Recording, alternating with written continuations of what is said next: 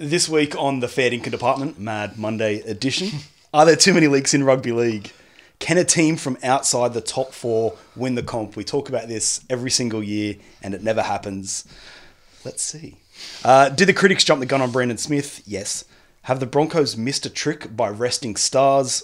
Should Tommy Turbo move to centre next year? So that's our top five this week. Bonus extra. Do the Rabbitohs need a new halfback? Woo! Outrage. There is plenty of it, especially on Mad Monday. We're going to decide if it's real or ridiculous. I'm Chris Danks. You are Liam O'Loughlin. We are the Fair Dinkum Department.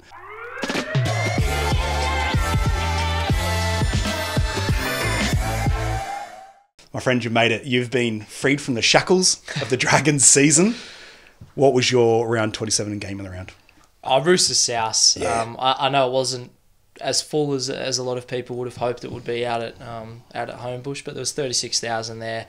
There was lots at stake for both sides. I thought it was a decent enough game of footy, but the Chooks ran away with it in the end and booked themselves an unlikely spot in September if you looked where they were a couple of months ago. So they've done well in this last little stretch to scrape in, and now it's up to them to see how deep they can go. What about yourself? I feel vindicated because about 6 weeks ago, I'd said the Roosters will come from 12th or 13th, which wasn't that big of a claim, really. They were like 2 points outside the 8. But yeah, I thought that was a mad game. The rest of the round, that Manly Tigers game, if there is a West Tigers fan out there anywhere, I feel bad for you. That was a tough watch. They sucked. So bad. And Manly had quite a few players out too. I know the Tigers were missing a couple, but gee whiz, Manly without Turbo and Garrick and a whole bunch of forwards as well. And Coruscant just hanging out in the halves. It was a weird time. Anywho, let's get into it. Who has a worse week than the Tigers last week would be Canterbury Bulldogs. That was the week from hell. Stories breaking left, right, centre. Apparently, Cameron Ciraldo can be very cold, but also expects players to do a job. Yeah, and turn up on time.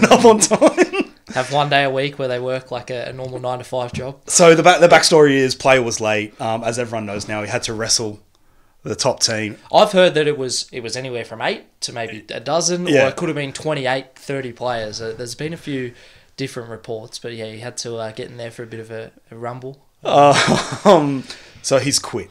The player has following the punishment. Andrew Davies come out of nowhere after his 2 games for the Bulldogs. Spoken to the Daily Telegraph about the culture. He was the one who said Ciraldo was a bit cold for him. It seems very much like this is split down a very even 50-50. You've got News, who seem like they're having a crack really at field goal more than anything.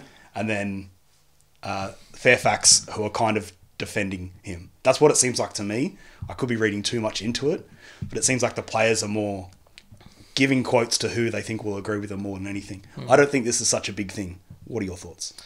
I don't like it. I've got to be honest. It's a bad, messy look for a club that's struggling on the field as well.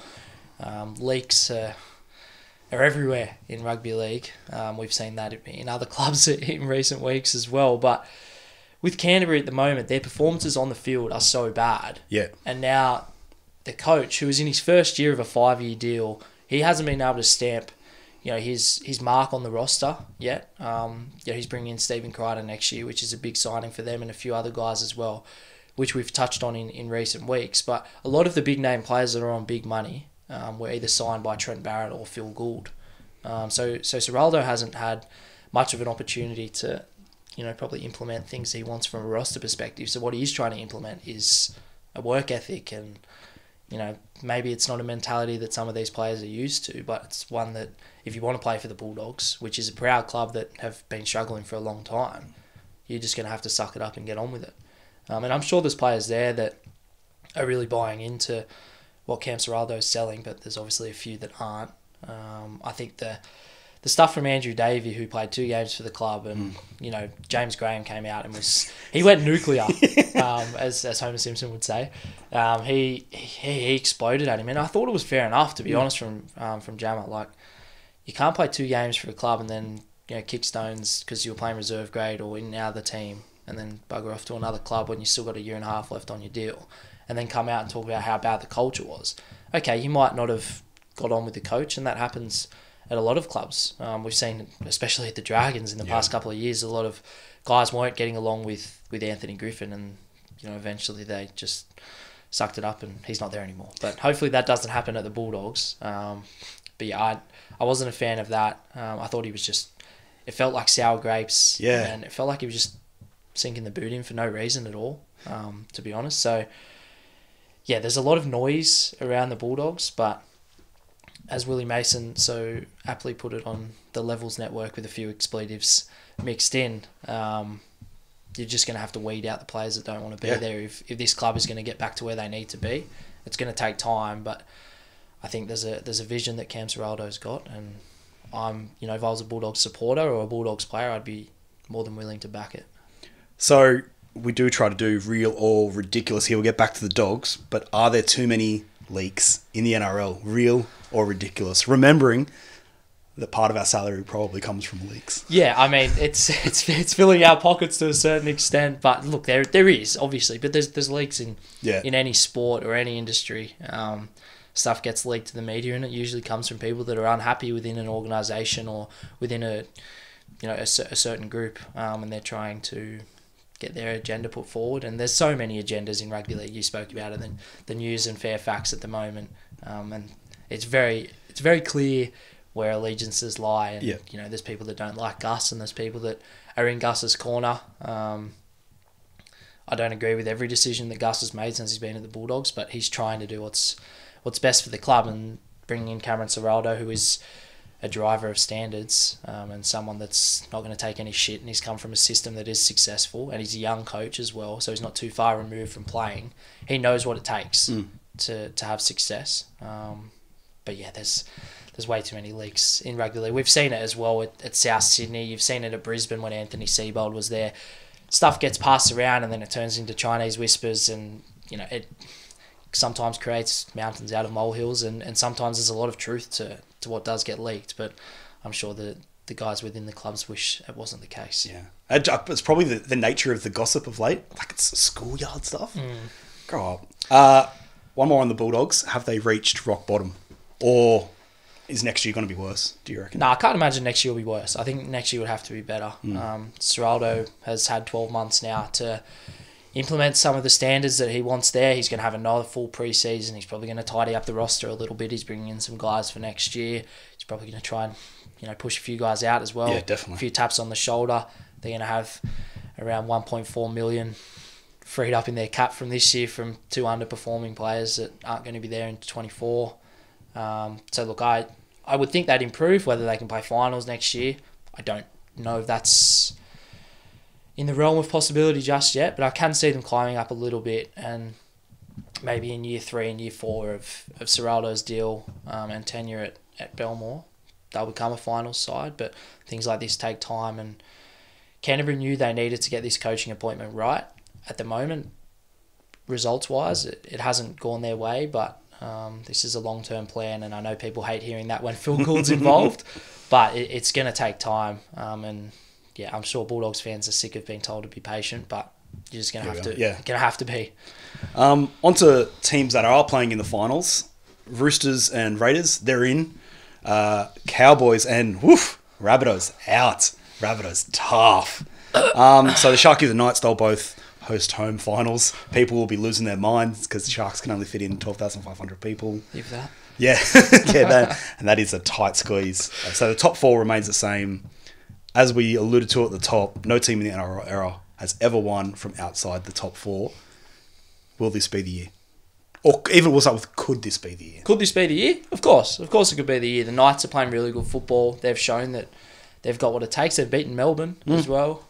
So, I could say they could knock off a couple of teams in September. And obviously, if you look at the Roosters on paper, there's no reason to say why they can't come from 7th to win the premiership. They're coming into form at the right time of year. They've still got, I personally think, another couple of years to go as definitely. well. Sam Walker's only in week 2 from a return from a lengthy injury layoff as well. You got Joey Manu to come back in, possibly Daniel Tupou. So I think the Roosters can do it, but I guess the question is, will it happen? So they'll play the Sharks at Shark Park. I think, unfortunately, they'll probably win that, and win it probably pretty convincingly. I thought the Sharks were really average the last 2 rounds. And then I don't know. It's weird that it's never happened. It is weird. Obviously, you play extra games. Everyone's fatigued, but I don't know. Surely it should have happened by now. You would think so. I personally don't think the top four is... You don't like the Wars? Oh, no, I love the Wars. I think they've had a great Wars. season, but they're probably perhaps lacking finals experience a little bit. Yep. I think maybe next year they'll be a little bit more grizzled, but I'm not 100% sold on them as a genuine premiership threat. Through the middle of the season, they were really good. Towards the back end of the year, I know they had a lot of players out. I'm not talking about the Dolphins game in round 27, but they haven't been as impressive, I guess, in the last 6 weeks or so. But they've done enough to get a top four spot, which means they get a second chance. But I don't know. I feel like this could be a year where Roosters do come from 13th, where they were sitting not too long ago, to get themselves deep into the finals. But I think Penrith and Brisbane, as we know, are certainly the front runners, and Melbourne, coming into a full strength lineup with Ryan Pappenhausen back as well, just in time for the finals. It makes for an exciting finals series. There's a lot of balls up in the air, so I'm looking forward to it. But I think Brisbane and Penrith are probably just a little bit ahead. Yeah, for me, I think it's a bit ridiculous. I don't think anyone, as you said, outside the top two can win it. I'd love the Storm to prove me wrong, but really, why? I've got a soft spot for them. Always have. Strange. Yeah. Very strange. Speaking of the Roosters, Brandon Smith. I think I was probably one of the leaders in saying, nah, not a great deal. 800k was too much. Holy hell, he was good against the Rabbitohs. But he has been heavily criticised through the season, not just for his fitness, but for his performance. He had was it a thumb injury? Yeah, thumb. But he is undoubtedly making his money now. The Roosters are a far better team with him on the park. Did everyone jump the gun a little bit on Brandon Smith? Yeah, absolutely real, 100%. There was a lot of criticism of him midway through the season before he got injured, and then he spent a fair chunk of the season on the sidelines with that nasty thumb injury. But since he's come back, probably took him a week or two to get his sea legs under him, but I think he's been quite impressive as of late. And as you mentioned, against South Sydney in what was a big game, I thought he was really good. And speaking of big games, he's a guy that's played in a lot of finals games, obviously down at Melbourne. He's won a premiership. He's represented New Zealand on multiple occasions, so he knows what it takes to get a job done. He's a big game player, and they've got a lot of big game players. That's why I am a bit bullish on the Roosters now heading into the finals. I think they can cause some damage, and I think Brandon Smith will be front and centre of that. So yeah, I do think people jump the gun a little bit. It takes a little while for players to get acclimatised, and it probably took a little while for the guys at the Roosters to get used to playing with Brandon Smith. Yep. He's a different hooker to what they would have been used to. He's not a trademark number 9 by any means, but I think what he brings is an X factor, and he's a likeable character to have around the group. And as I said, he's got a lot of big game experience, so I think he's going to be valuable in the finals, and I think he's going to be valuable for the rest of his contract. Whether it's worth the money that he's on, I'm not the one to judge that. That's up to Trent Robinson and Nick Politis and company. But I think there was a bit of an early crow from some people about Brandon Smith, and I'm glad to see him playing some good footy. I was wrong. I can wear that. Will you be wearing your Roosters jersey for the remainder of the footy season? When they play the Sharks, absolutely. Gross. Absolutely. Gross. On to other teams that I don't particularly like. The Broncos and their resting policy. Mainly because I thought the Cowboys were going to win, and so I put some cash behind the Cowboys, and didn't that fall over. So they rested a bunch of big names. Obviously, they got done by Melbourne round 27. Missed out on the first minor premiership since 2000. 2000, yeah. Now they're going to play the Storm as opposed to the Warriors. Carrigan, Reynolds both expected back from injury. Ooh, side note, Oates set to be dropped for Arthurs. That's the mail coming out of Red Hill, which I think probably based on performances throughout this year, Corey Oates has had an interrupted year. I think that's probably the right call. I've been really impressed with Jesse Arthurs, and he's also signed there long term. So it's an interesting call. It's a big call to drop a guy with as much experience as Corey Oates, but that's the price you got to pay sometimes for success. So looking at round 27, have the Broncos missed a trick by resting players? Now, obviously, they play the Storm instead of the Wars. I can see why people would think that, just looking on paper. Storm are probably a tougher task in September. Hell yeah. their record against Melbourne is pretty well documented, and it continued on Thursday night. I know both teams were running out with the Queensland Cup outfit for the majority, but I don't think they've missed a trick. I don't think the minor premiership matters. They showed that the minor premiership doesn't matter to them. Yep. I think it was Ben Teo on Triple M said that in a year that he might have won the minor premiership when he was at South, or they got close, he wasn't even thinking about it. Yeah, no players really think about the minor premiership. Their main goal is the Provan Summers Trophy on the first weekend of October, and that's what Kevin Walters thought was the right thing for his players. A lot of those guys that were rested came through an origin period. Obviously, Reece Walsh and Payne Haas being the big stars there. Yep. Ezra Mams played his first full season of grade as well, so it was probably time to give him a bit of a freshen up too. Adam Reynolds and Pat Carrigan were carrying some niggles, but they're both expected back. So I think it was the right call, personally, from Kevy. I know some people might think they would have preferred to play the Warriors, but if you want to win the comp, you got to beat the best teams, and that's what Brisbane are going to have to do. They're going to have to beat Melbourne in week 1 to earn themselves a week off, and if they don't, they're going to have to go the long way round. But I think it was the right call from Kevy, and I think I think they'll beat Melbourne in week 1. Both teams are at full strength, but I like what the Broncos have brought to the table this year, and I think they'll have a lot to play for, because the noise will start coming if they do lose week 1. Talk about straight sets, like we saw with your mob last year.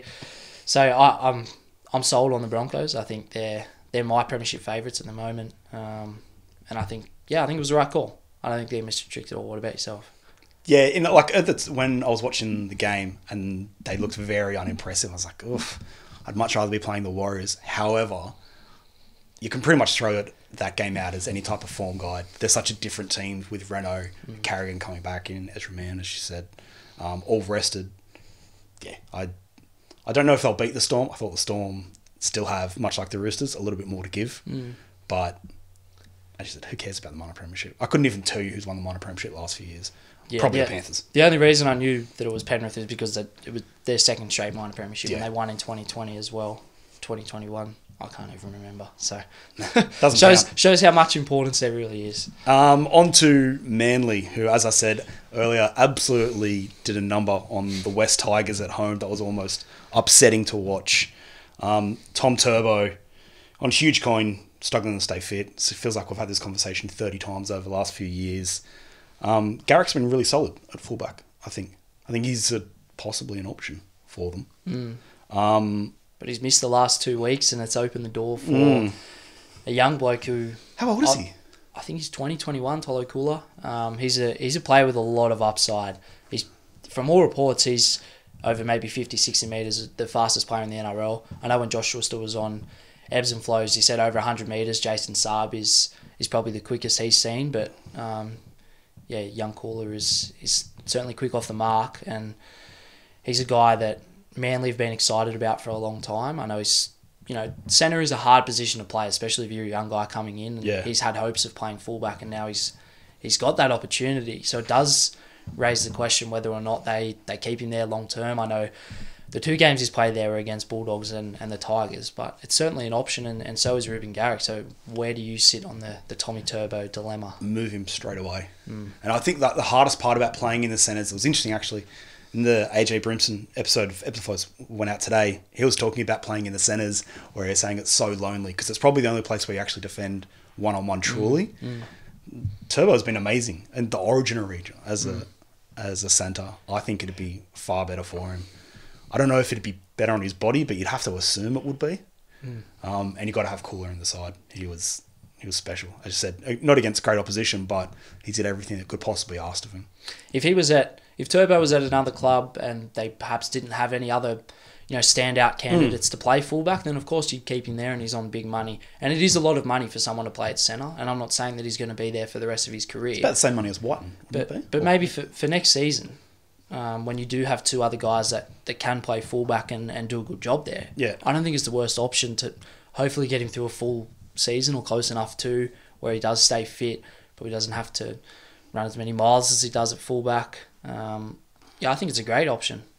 Whether Anthony Seibold does look at it remains to be seen, but that's never a bad problem to have when you do have multiple guys that can cover positions in the spine or the outside backs. And, we see it with AJ Brimson at the Titans and Jaden Campbell. It could look like AJ is going to play in the centres next year. Jaden Campbell can cover pretty much anywhere from 1 through 7. So it's good to have that versatility. Sometimes it is a blessing and a curse. But I think it's a great problem to have if you're Anthony Seibold. 100%. I'd like to see him in the centres. Finally, South Sydney's late season issues. Woo! Choke job for the ages, wasn't it? So after round 11, they were on top. Now they're the first team that late in the year to miss the 8. Woo, good job. Obviously, Latrell, we've spoken about him a fair bit. He's copped the brunt of the criticism. Some possibly for good reasons. A lot, certainly not. He's just an easy one to blame for stuff, I think. Do you think there are still some within the Souths camp that are kind of ruining that decision to let Reno go? Oh, they'd have to be. And this whole agenda, or not even an agenda, but the noise around Adam Reynolds and the decision for South Sydney to let him go. It was up here last year when Broncos beat South Sydney. It's only going to go up a level if Broncos go deep into the finals or win a premiership, because they're going to look pretty silly for letting a bloke go that wanted 2, maybe 3 years, and he's playing close to the best football of his career at the moment at Brisbane. I know he's had some little injuries here and there, but they haven't been long-term ones. They've been ones that Brisbane have been able to manage. And Lockie Ilias, for mine, he's had some really good moments in his first couple of years in first grade, but the back half of this year, if I'm honest, he's probably going backwards. Yeah. In the NRL this year for halfbacks, he sits 11th for try assists and 9th for line break assists. Not terrible if you look at some of the names that are ahead of him, but in a team like South Sydney that do pose such an attacking threat, I know a lot of that does come from Cody Walker. That's not groundbreaking stats for Lockie. Another issue is at South's kicking game, and I saw it firsthand on Friday night out at Accor Stadium. Their kicking game is horrendous, and without Adam Reynolds there, especially their long kicking game, has really struggled this year. And Cody's not a noted general play kicker, and Lockie's got a decent nudge on him close to the line, but there's no variation. If you look at someone like a Mitch Moses or a Nathan Cleary or even a Matt Burton, they've got a lot of variation in their long kicking game, and Lockie hasn't quite developed that just yet. And when you don't have someone at 5'8" that does have a strong kicking game, it puts a lot of weight on his shoulders that he's probably not quite ready to carry yet. So they are missing Adam Reynolds in that department, and they've missed the finals, and Broncos have finished second. So yeah, I don't think hindsight is 2020. Last year when South made the prelim and Broncos missed the top 8, then it looked like a genius decision, but I still don't think it was the right call. And the proof is in the pudding now, isn't it? For me, I think Ilias probably is their long-term halfback for 2 reasons, because last year he was pretty bloody good. But I just don't see another option for Souths at the moment. No, there's not really anyone pushing through. Their only backup half in the top 30 is Dean Hawkins, and I believe he's off contract, and I can't imagine he's getting a new deal. They've let go of Blake Taff, who can potentially fill in the halves if needed. They're obviously bringing in Jack Whiten next year, but he's playing in the centres at the moment for Canberra. He's obviously not a halfback, and that would mean Cody moving to 7, which is not a natural position for him. So they don't really have any other standout options. So what do you think? Real or ridiculous? Do the Rabbitohs need to perhaps go to market for a 7? Ridiculous. Okay. Yeah. I don't think their premiership window's open anymore, which is madness looking at their lineup. I don't think it is. I think they're a top 4 team. I don't think they'll win a premiership in the next 4 or 5 years. And I think they stick with Ilias. I just don't see another option out there for them.